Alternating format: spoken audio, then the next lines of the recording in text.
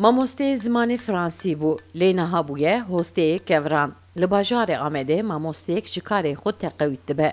Dûvre li kolanê navçeya Navsûra Amedê de dikanek dike kargehek a kevran. Ji kevirên reş ên Amedê sembolên ciyên dîrokiya bajara û hin kel û pelan çê dike. Hoste ve karê xwe ji xwe re kiriye wekî hobiyek. Xupê mûjil dike û xwendevanan digîne û hînî vê hunerê dike. Burada babamın tamirci dükkanıydı burası.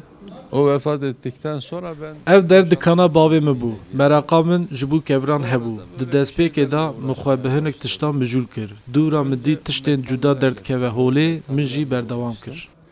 Ardından taşa başladım. Taşa başladıktan sonra da diğerlerini bıraktım. İşte o gün bugündür taşa devam ettiriyorum.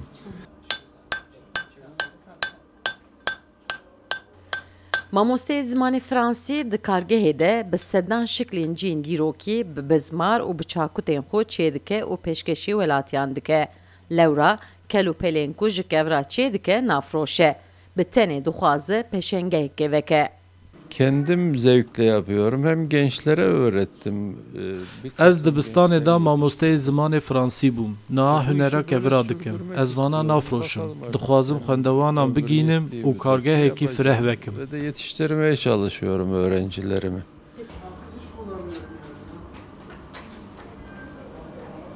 Hosteyê kevirên reş, kevirên volkanîk bi zindî dike. 15 sale şiklên ku ji kevra çê kiriye kom dike. Di kargehê de ji 4 sidê zêdetir kel û pelên ji kevir hene. Sevda Kaplan, Kurdistan TV, Amed.